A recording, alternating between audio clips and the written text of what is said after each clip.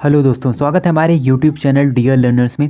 और आज की क्लास में हम लोग पढ़ेंगे इम्पॉर्टेंट जीके क्वेश्चंस के बारे में, यानी जो भी ईवीएस सेक्शन में पूछे गए या सीटेट पेपर 1 ईवीएस सेक्शन में पूछे गए इम्पॉर्टेंट क्वेश्चंस के बारे में हम डिस्कस करने वाले हैं। और इसकी ऑलरेडी कई सारी क्लासेस हो चुकी हैं जिसमें हमने इन क्वेश्चंस के बारे में डिस्कस किया, और साथ ही साथ कुछ जो स्पेशल टॉपिक हैं उनके बारे में भी हम डिस्कस कर चुके हैं, जैसे कि पक्षी और अलग अलग राज्यों में किस प्रकार के जो घर हैं अलग अलग शहरों में हमको देखने को मिलते हैं, उनसे रिलेटेड काफ़ी सारी क्लासेस आपको ऑलरेडी हमारे चैनल पर अवेलेबल मिल जाएंगी।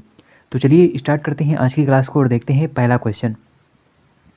तो पहला क्वेश्चन है, ईवीएस की एक अध्यापिका की कक्षा में अबू धाबी का एक छात्र है।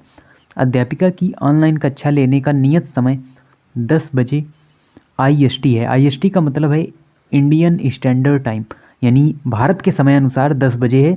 अबू धाबी वाले विद्यार्थी का उसकी ऑनलाइन कक्षा में अपने घर से उपस्थित होने के लिए जो नियत समय है वो क्या होगा, यानी जो अबू धाबी में एक छात्र है और वो किस समय में वहाँ पर क्लास लेगा, जबकि यहाँ पर जो अध्यापिका है वो क्लास को कभी स्टार्ट करेंगी 10 बजे सुबह इंडियन स्टैंडर्ड टाइम के अनुसार। तो यहाँ पर कहीं ना कहीं जो घुमा कर आपसे क्वेश्चन पूछा गया है वो यहाँ पर टाइम डिफरेंस का पूछा गया। और जैसा कि आपको पता है और हम एक स्पेशल टॉपिक के अंदर इसको भी आपको बता चुके हैं कि किस प्रकार से जो विश्व का समय है वो निर्धारित किया जाता है, और GMT यानी ग्रीनविच मीन टाइम से हम इसको मापते हैं। और जैसे ही हम इसके पूर्व में जाएंगे जो हमारा समय है वो यहाँ पर प्लस होगा, यानी कि आगे होगा GMT टाइम से। जो भी पूर्व की ओर स्थान होंगे हमारे GMT से, और पश्चिम की ओर जो होंगे वहाँ पर जो समय होगा वो वहाँ पर पीछे होगा। तो देखिए यहाँ पर अगर हम बात करें तो भारत का जो समय है वो GMT से कितना आगे है, तो ये आपको कई बार हम बता चुके हैं, 5.5 घंटा। 5.5 घंटे जो समय है वो आगे है GMT टाइम से भारत का। उसके अलावा बात करें अगर हम अबू धाबी की, तो अबू धाबी का जो समय है वो GMT टाइम से 4 घंटा आगे है। तो यहाँ पर अगर हम बात करें डिफरेंस की, तो यहाँ पर जो डिफरेंस है भारत और अबू धाबी के टाइम में वो यहाँ पर आपको 1 घंटे 30 मिनट का जो डिफरेंस है वो देखने को मिलेगा। यानी भारत का जो समय है वो अबू धाबी के समय से 1 घंटे 30 मिनट आगे है। यानी भारत में जो क्लास शुरू होगी 10 बजे सुबह, वो वहाँ पर 1 घंटे 30 मिनट पहले शुरू होगी, क्योंकि भारत का समय क्या है, आगे है। तो यहाँ पर अगर हम बात करें तो इससे जब आप 1 घंटे 30 मिनट यहाँ पर इसे कम करेंगे तो ये आपका आएगा 10 से 1 घंटे 30 मिनट जब आप यहाँ पर कम करेंगे तो ये आपका आ जाएगा 30 मिनट इधर और 9 में 1 8, तो 8 घंटे 30 मिनट यहाँ पर आपका सही आंसर होगा। और आप देख रहे हैं ऐसा कोई भी समय यहाँ पर नहीं दिया गया है, तो यहाँ पर आप इसे सही करेंगे, क्योंकि यहाँ पर कई बार आपसे जो क्वेश्चन है वो भी गलत पूछ लिया जाता है। तो 8:30 AM यहाँ का सही समय होगा, तो ये यहाँ का इसका एग्जैक्ट आंसर होगा। बढ़ते हैं अगले क्वेश्चन की ओर। अगला क्वेश्चन है, भारत में भोजन बनाने के लिए निम्नलिखित में से किस प्रकार के तेल का उपयोग सबसे कम होता है। तो सबसे कम जो हमको उपयोग देखने को मिलता है, किस तेल का यूज हम सबसे कम करते हैं, तो देखिए यहाँ पर बात करें अगर हम तो पाम का तेल, और इसे ही हम ताड़ का तेल भी कहते हैं। उसके अलावा सरसों का तेल तो काफ़ी हम यूज करते हैं, नारियल का तेल भी हम यूज करते हैं, और मूंगफली का तेल भी हम यूज करते हैं। तो यहाँ पर सही होगा पाम का तेल, यानी जो पाम ऑयल है, ताड़ का तेल है, उसका यूज हम सबसे कम करते हैं। हम यूज तो करते हैं लेकिन भोजन बनाने के लिए सबसे कम यूज हम इसका करते हैं, पाम ऑयल का। अगला क्वेश्चन है, मुख्य अध्यापिका ने EVS की एक शिक्षिका से अपने ऑफिस के अंदर रखने के लिए पौधे चुनने के लिए कहा, वह निम्नलिखित में से कौन सा समूह चुनेगी। तो देखिए हमको ऑफिस के अंदर पौधे रखने, और आपने देखा भी होगा कई सारे लोग अपने घरों में इन प्रकार के पौधों को रखते हैं। तो हम देखिए घर के अंदर कौन से पौधे रखेंगे जिन्हें सूर्य की रोशनी की ज़रूरत नहीं होगी। यानी आप सभी जानते हैं प्रकाश संश्लेषण की क्रिया के लिए यहाँ पर सूर्य की रोशनी का होना ज़रूरी है। और जो अदर पौधे हैं, अगर हम बात करें जो हमारे अन्य पेड़ पौधे हैं, वो सूर्य की रोशनी के बिना अपना भोजन नहीं बना पाएंगे और वो वहाँ पर विकसित नहीं हो पाएंगे। तो हमको ऐसे पौधे यहाँ पर रखने होंगे, वो समूह चुनना होगा जिसमें सूर्य की रोशनी की ज़रूरत नहीं होती। तो वो हमारे पौधे कौन कौन से हैं, तो यहाँ पर वो जो हमारे पौधे हैं वो हैं एलोवेरा, मनी प्लांट और क्रोटन। तो ये जो हमारे पौधे हैं ये इनको हम क्या कर सकते हैं, इनको हम अपने ऑफिस के अंदर रखने के लिए चुन सकते हैं, क्योंकि इनको सूर्य की रोशनी की ज़रूरत नहीं होती, ये वैसे भी वहाँ पर ग्रो करते रहते हैं। उसके अलावा पुदीना हो गया, तो पुदीना में आप देखते हैं इसको सूर्य की रोशनी की आवश्यकता पड़ेगी, तो ये जो हमारे अन्य समूह हैं ये यहाँ पर सही नहीं होगा। अगला क्वेश्चन है, गाँव में यह देखना साधारण है कि महिलाएं अनाज में से भूसी कैसे निकालती हैं, इस विधि को क्या कहा जाता है। तो आप भी अपने घरों में साधारणतः ये देखते हैं कि जो महिलाएं होती हैं वो अनाज में से भूसी किस प्रकार से निकालती हैं। तो यहाँ पर जो अनाज से भूसी को अलग किया जाता है वो किसके द्वारा किया जाता है, निष्पादन के द्वारा, या जिसे हम फटकना भी कहते हैं। और इसी माध्यम से जो अनाज है उससे क्या होता है, भूसी यहाँ पर अलग हो जाती है। तो ये एक सिंपल सी प्रक्रिया है जो हमारे दैनिक जीवन से भी जुड़ी हुई है। अगला क्वेश्चन है, जीवों में संबंध जबकि एक जीव को सहचर्य से लाभ होता है और दूसरे को हानि होती है कहा जाता है, सहजीविता, सहोपकारिता, प्रतियोगिता या परजीविता। देखिए दो टर्म होते हैं हमारे यहाँ पर, वैसे तो ये सही होगा परजीविता, क्योंकि यहाँ पर क्या हो रहा है, एक जीव को लाभ हो रहा है लेकिन दूसरे को हानि हो रही है। और एक टर्म होता है हमारा सहजीविता, जब क्या हो, दोनों को लाभ हो, जब दोनों को लाभ हो। जैसे कि भैंसों आदि के ऊपर जो बगुला है वो यहाँ पर बैठा रहता है, यानी जो भी चिड़िया जो उसमें कीड़े होते हैं उनको खाता रहता है। तो ये एक प्रकार की सहजीविता हो गई कि दोनों को ही यहाँ पर लाभ हो गया। उसके अलावा परजीविता क्या होती है, जैसे जोंक इत्यादि जो दूसरे का खून ही यहाँ पर ले लेती है जानवरों का। तो यहाँ पर परजीविता है, क्योंकि एक को तो लाभ हो रहा है लेकिन दूसरे को हानि हो रही है, और जब दोनों को लाभ हो तो इसे हम सहजीविता कहेंगे। थोड़ा सा देखिए क्वेश्चंस को हम जूम करेंगे यहाँ पर। देखिए जूम करने से ये हमारी दिक्कत आती है कि फिर जो बड़े क्वेश्चन होते हैं वो यहाँ पर दिखाई नहीं देते। तो चलिए देखते हैं। फिर आगे है, विशेष क्षेत्रीय प्रजातियाँ कौन सी होती हैं, यानी किस प्रकार की जो प्रजातियाँ होती हैं उन्हें हम विशेष क्षेत्रीय, तो देखिए नाम से ही स्पष्ट है, एक विशेष क्षेत्र में पाई जाने वाली प्रजातियाँ जो होती हैं उन्हें ही हम विशेष क्षेत्रीय प्रजातियाँ कहते हैं। तो ये हमारा आंसर यहाँ पर सही होगा। अगला क्वेश्चन है, निम्नलिखित में से कौन वनोन्मूलन के परिणाम है। तो यानी आपको बताना है कि वनोन्मूलन का मतलब है वनों का उन्मूलन, यानी कि जो वनों का कटाव है उससे कौन कौन से जो परिणाम है वो हमको देखने को मिलेंगे। तो 4 सेंटेंस में हमको चुनना है। तो वायुमंडलीय तापमान में वृद्धि, यानी जो वायुमंडलीय तापमान है उसमें वृद्धि होगी, ग्लोबल वार्मिंग में वृद्धि होगी।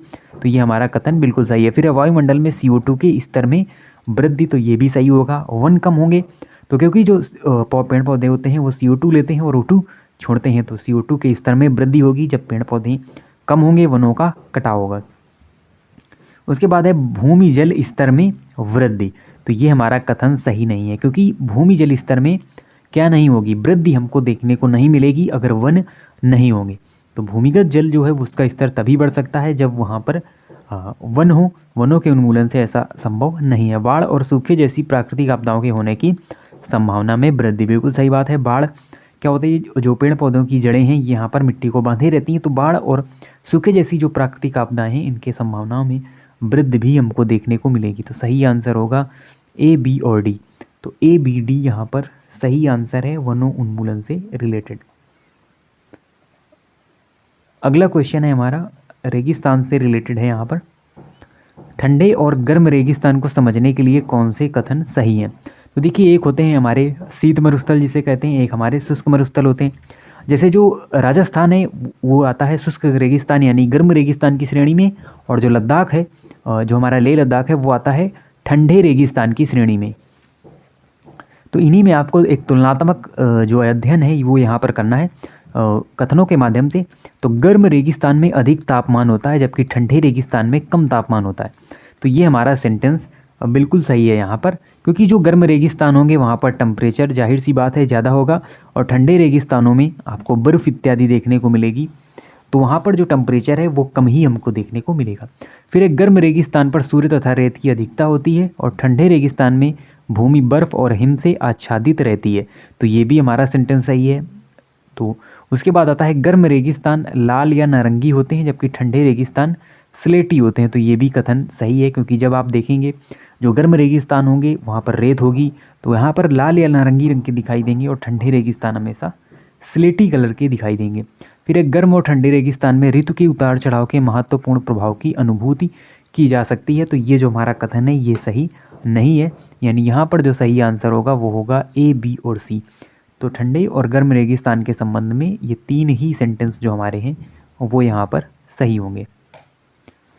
अगला क्वेश्चन है, वन्य जीव के संरक्षण के लिए राष्ट्रीय पार्क महत्वपूर्ण है और भारत में कौन सा राष्ट्रीय उपवन सबसे पुराना, यानी सबसे पुराना जो नेशनल पार्क है वो आपको यहाँ पर बताना है। तो सही आंसर हो जाएगा जिम कॉर्बेट नेशनल पार्क, जिसका पुराना नाम हेली नेशनल पार्क हुआ करता था और ये भारत का सबसे पुराना नेशनल पार्क है। और वर्तमान में तो इसका नाम बदल कर क्या कर दिया गया है, रामगंगा नेशनल पार्क, क्योंकि रामगंगा एक नदी है, गंगा की सहायक नदी है जो कि इस जिम कॉर्बेट राष्ट्रीय उद्यान से होकर जाती है और इसीलिए इसका नामकरण इस प्रकार से किया गया है और यही भारत का सबसे पुराना नेशनल पार्क भी है। अगला क्वेश्चन है यहाँ पर हमारा, बीजों के अंकुरण से रिलेटेड आपको बताना है कुछ, यानी टर्म्स दिए हुए, कथन दिए हुए और अंकुरण का जो सही क्रम है वो आपको बताना है। तो देखिए पत्तियां आने के बाद, तो पत्तियां आने का जो प्रोसेस है बाद में होता है। बीज एक छेद से पानी को सोखता है, वह बीजावरण को नरम कर देता है और यह फूट जाता है। तो ये हमारा स्टेप पहले स्थान पर होगा। फिर बीज से अंकुरण होता है, इस स्थिति में बेबी पौधा बीज में उपस्थित भोजन से जीवित रहता है। फिर बीज से एक छोटी जड़ निकलती है जो नीचे की ओर बढ़ती है। तो ये हमारा सेकंड नंबर पर प्रोसेस होता है, यानी पहले जो बीज है वो पानी को सोखेगा, बीजावरण को नरम कर देगा और यह फूट जाएगा। फिर बीज से एक छोटी जड़ निकलेगी जो नीचे की ओर जाएगी। उसके बाद क्या होगा, उसके बाद इस स्थिति में बेबी पौधा बीज में उपस्थित भोजन से जीवित रहता है। तो जो बीज में भोजन उपस्थित है उसी से जीवित रहता है जो पौधा है। तो ये प्रोसेस देखने को मिलेगा। फिर बीज से अंकुरण होता है, वह ऊपर की ओर बढ़ता है, फिर वो ऊपर की ओर बढ़ेगा और पत्तियां आने के बाद अल्पवयस्क पौधा अपना भोजन स्वयं बना सकता है। यानी जब उसमें पत्तियां आ जाएंगी एट लास्ट, तो फिर सूर्य की रोशनी के माध्यम से, प्रकाश संश्लेषण की क्रिया से, फोटोसिंथेसिस की क्रिया से वो अपना भोजन यहाँ पर स्वयं बना सकता है। तो इस प्रकार का जो क्रम है वो हमको देखने को मिलता है, यानी बी, ई, डी और सी और ए, इस प्रकार का जो क्रम है वो एक बीज के विकसित होने में देखने को मिलता है। फिर बाजरे के बीज की खेत से प्लेट तक की सही यात्रा को चुनिए। यानी एक बाजरे का बीज है और खेत से प्लेट का मतलब है यहाँ पर बीज को बोने से और फिर उसे खाने के जो बीज का सफ़र है वो किस प्रकार से, यानी एक क्रिया होती है, कौन कौन से इसमें चरण आते हैं, उन सभी के बारे में आपको बताना है। तो देखिए यहाँ पर हम यूज करेंगे ऑप्शन एलिमिनेशन ट्रिक का। तो देखिए आप देख रहे हैं कि फसल काटना सभी में सेम है, यानी शुरुआत तो इसी से होनी है और लास्ट में जब आप देखेंगे तो यहाँ पर है बेलना, यहाँ पर है सेकना, यहाँ पर है सेकना, यहाँ पर है फटकना। तो देखिए बेलना जो क्रिया है वो कब होगी, यानी सेकने से हमेशा पहले होगी। तो सेकना सबसे बाद में आएगा, यानी कि 2 ऑप्शन बेलना और नीचे फटकना, ये 2 हमारे गलत हो गए। सेकना ही यहाँ पर सही क्रम होगा, तो 2 ही में आपको चूज करना है। और अब आपको पूरा यहाँ पर पढ़ना होगा। तो देखिए सबसे पहले है फसल काटना, यानी दूसरे में, और तीसरे में हम केवल देखेंगे फसल काटना, फटकना, पीसना, थ्रेसिंग, गूंथना, बेलना। देखिए थ्रेसिंग इतने बाद में नहीं आएगी। तो फसल काटना, थ्रेसिंग, फिर फटकना, फिर पीसना, फिर गूंथना, फिर बेलना और फिर सेंकना। तो ये हमारा सही आंसर होगा, 3rd नंबर यहाँ पर। ये एक सही क्रम है उस बीज के खेत से प्लेट तक आने की, जो एक यानी उसका एक सफ़र है उसमें। अगला है क्वेश्चन यहाँ पर, लाल आंकड़ों की पुस्तक दर्ज करती है। यानी क्या होता है लाल आंकड़ों की बुक में। तो देखिए इसे आप लाल आंकड़ों की से शायद आप न समझ पाएँ, लेकिन इंग्लिश में आप इसे समझ जाएंगे। ये यहाँ पर बात की जा रही है रेड डाटा बुक।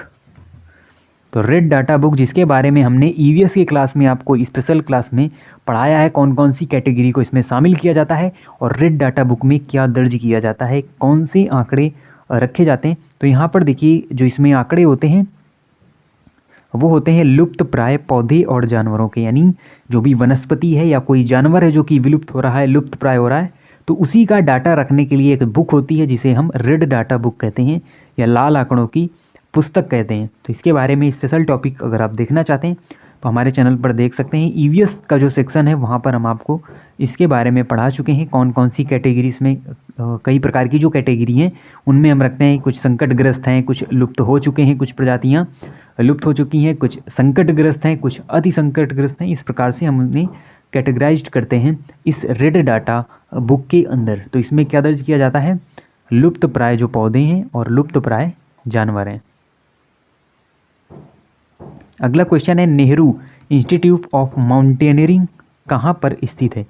यानी कहाँ पर ये माउंटेनियरिंग से रिलेटेड है, यानी कि आपको यहाँ पर क्या सिखाया जाएगा? माउंटेनिंग सिखाई जाएगी, यानी पहाड़ों पर चढ़ना सिखाया जाएगा। तो ये जो इंस्टीट्यूट है ये आपका स्थित है उत्तरकाशी में। तो उत्तरकाशी में स्थित है, जो कि उत्तराखंड का ही एक शहर है, हम ये कह लें। उत्तरकाशी में ही ये जो इंस्टीट्यूट है वो यहाँ पर स्थित है। अगला क्वेश्चन है, पहचानिए कि निम्नलिखित में से किसकी एक दिशा में समुद्र है? देखिए क्वेश्चन और आंसर में काफ़ी गैप है। तो यहाँ पर देखिए क्वेश्चन आपसे पूछा गया है कि किसकी एक दिशा में समुद्र है, ये आपको यहाँ पर बताना है। तो देखिए अगर हम जाएंगे पूरा तो सभी ऑप्शन में लगभग सेम ही चीज़ें हमको दिख रही हैं। गुजरात, महाराष्ट्र, गोवा, कर्नाटक, केरल, तमिलनाडु, आंध्र प्रदेश, पश्चिम बंगाल। तो देखिए इन सभी राज्यों के एक तरफ यहाँ पर समुद्र है और फिर यहाँ पर आ गया क्या? अंडमान निकोबार द्वीप समूह। देखिए अंडमान निकोबार द्वीप समूह से आप कंफ्यूज हो सकते हैं। इस क्वेश्चन में कई स्टूडेंट कंफ्यूज हो सकते हैं और इनको पहला ही ऑप्शन आप देखते ही ये समझ जाएंगे कि ये समुद्र से ही रिलेटेड है और आप इसे टिक कर देंगे, तो ये गलत होगा।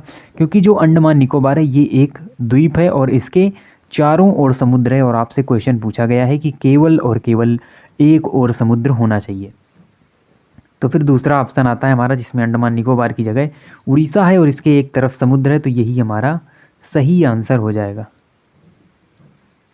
और फिर देखिए नीचे है गुजरात और मध्य प्रदेश आ गया, तो मध्य प्रदेश कोई भी समुद्र नहीं है। फिर है गुजरात, मध्य प्रदेश, तो यहाँ पर भी कोई समुद्र नहीं है। तो दो ही ऑप्शन थे आपके कंफ्यूज होने वाले, और अंडमान निकोबार क्योंकि ये चारों तरफ से समुद्र से घिरा है तो ये आंसर सही नहीं होगा। अगला क्वेश्चन है यहाँ पर, फसल काटने का पर्व खुशी और उल्लास का प्रमुख अवसर होता है, सही कथन को पहचानिए। यानी जो फसल कटने का पर्व होता है वो अगर हम देखें तो उत्तर भारत और दक्षिण भारत दोनों जगह अलग अलग कई सारे जो फेस्टिवल्स हैं वो यहाँ पर मनाए जाते हैं फसल कटने के उपलक्ष्य में, और अलग अलग राज्य में इनका अलग अलग नाम भी होता है, अलग अलग उत्सव भी होते हैं। तो वहीं आपको बताना है इन चारों सेंटेंस में। तो बात करें अगर हम उत्तर प्रदेश, बिहार और मध्य प्रदेश में तिल संक्रांति को मनाया जाता है, तो ये जो हमारा कथन है बिल्कुल सही है। उत्तर प्रदेश हो, बिहार हो, मध्य प्रदेश हो, इन सभी में जो फसल कटने का पर्व है वो तिल संक्रांति के रूप में मनाया जाता है। और फिर है यहाँ पर झारखंड में पोंगल। तो देखिए यहीं से गलत हो गया क्योंकि पोंगल आपका तमिलनाडु का त्यौहार है, ना कि झारखंड का, तो ये सेंटेंस सही नहीं होगा। फिर है गुजरात लोहड़ी को मनाता है और केरल ओणम को मनाता है। तो देखिए गुजरात लोहड़ी आ गया, तो ये भी आपका गलत होगा क्योंकि लोहड़ी पंजाब में मनाया जाने वाला पर्व है, तो ये सही नहीं होगा। फिर है महाराष्ट्र में गुड़ी पड़वा, असम में बिहू और पश्चिम बंगाल में नबान्न मनाया जाता है, तो ये भी हमारा सही है।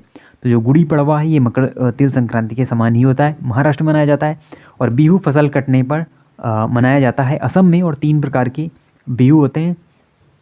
तो यहाँ पर जो सेंटेंस सही होंगे वो सही हैं ए और डी। तो ए और डी यहाँ पर सही सेंटेंस होगा। अगला क्वेश्चन है यहाँ पर ईवीएस से रिलेटेड है, और यहाँ पर देखिए हमने फुल जूम कर दिया, तभी जो क्वेश्चन है थोड़ा सा यहाँ पर स्पष्ट नहीं है, तो हम इसको थोड़ा सा कम जूम करेंगे और अब आप इसे अच्छी तरीके से देख सकते हैं। तो देखिए यहाँ पर कहा जा रहा है लोकेश भूमि भरण और उसके प्रभाव के विषय में बात कर रहे थे। उन्होंने छात्रों को समीपवर्ती भूमि भरण क्षेत्र पर जाने के लिए कहा तथा उसके विवरण से केस स्टडी तैयार करने के लिए कहा। यह क्रियाकलाप महत्वपूर्ण है क्योंकि, यानी ये जो क्रियाकलाप है क्यों महत्वपूर्ण है, तो यहाँ पर अगर हम बात करें तो यह विद्यार्थियों को कारण प्रभाव संबंध खोजने में सहायक है, तो ये हमारा कथन सही नहीं होगा। फिर है यहाँ पर अगर हम बात करें तो यह विद्यार्थियों के एक क्षेत्र के भूभरण क्षेत्र को जानने में सहायक है, तो ये भी हमारा सही नहीं होगा। फिर यह छात्रों के कक्षा से बाहर जाने और आनंद देने में सहायक है, तो ये हमारा जो कथन है, तो इसीलिए ये जो क्रियाकलाप है ये हमारा महत्वपूर्ण होगा यहाँ पर। फिर यह छात्रों को समस्याओं के विश्लेषण तथा उसके हल के विषय में सोचने में सहायक है, तो ये भी कथन हमारा सही है। यानी यहाँ पर जो कथन सही होगा वो होगा सी और डी केवल, तो सी और डी यहाँ पर सही होगा। अगला क्वेश्चन है विद्यार्थियों को पर्यावरण समस्याओं तथा उनके समाधान संबंधित मॉडल बनाने और राष्ट्रीय प्रदर्शनी में भाग लेने के लिए कहा जाता है। यह विद्यार्थियों को संलग्न रखने का अच्छा तरीका है, क्योंकि क्यों ये एक अच्छा तरीका हो सकता है कि आपको पर्यावरण जो समस्याएं हैं उन पर मॉडल बनाना है और राष्ट्रीय प्रदर्शनी में भाग लेना है। तो देखिए ये इसलिए इम्पॉर्टेंट है ताकि क्या होगा, जो मॉडल बनाने से विद्यार्थियों में, जब विद्यार्थी मॉडल बनाएंगे तो ज़रूर कुछ ना कुछ वहाँ पर मॉडल बनाने से विद्यार्थियों में सृजनशीलता और समालोचनात्मक सोच का विकास होगा। उस पर वो स्टडी करेगा, मॉडल बनाएगा, तो सभी चीज़ें उसको प्रैक्टिकल रूप में यहाँ पर जानने को मिलेंगी। तो ये एक फ़ायदा यहाँ पर होने वाला है। फिर पर्यावरण अध्ययन की शिक्षिका निम्नलिखित में से कौन से क्रियाकलाप का अपने विद्यार्थियों में प्रक्रिया कौशल विकसित करने के लिए उपयोग कर सकती हैं, कौन सी ऐसी क्रियाकलाप है जो विद्यार्थियों में प्रक्रिया कौशल विकसित करने के लिए उपयोग की जा सकती है। तो वो है बागवानी करना। तो बागवानी करना एक ऐसा क्रियाकलाप हो सकता है। फिर है अगला क्वेश्चन यहाँ पर, बगीचे में 2 बर्तनों में बीन के बीज बोए गए। अध्यापक ने राधा को एक बर्तन को छाया में और दूसरा सूर्य के प्रकाश में रखने के लिए कहा और राधा को प्रतिदिन के अवलोकन का रिकॉर्ड रखने को कहा। इससे राधा को सहायता मिलेगी। किस में सहायता मिलेगी? किस प्रक्रम में? आत्मविश्वास बढ़ाने में? तो ये सही नहीं है। फिर है अवलोकन कौशल विकसित करने में। तो यही यहाँ पर सही आंसर होगा। इससे क्या होगा, अवलोकन का जो कौशल है वो यहाँ पर विकसित होगा राधा का इसका अवलोकन करने में। तो ये हमारे आज के इम्पोर्टेंट क्वेश्चन थे ईवीएस सेक्शन से रिलेटेड, जिसमें ईवीएस की पेडागोजी हो या फिर अदर सेगमेंट से रिलेटेड क्वेश्चन हो, उनको हमने यहाँ पर डिस्कस किया। तो मिलते हैं आपसे नेक्स्ट वीडियो में न्यू इम्पोर्टेंट क्वेश्चंस के साथ, और तब तक के लिए धन्यवाद।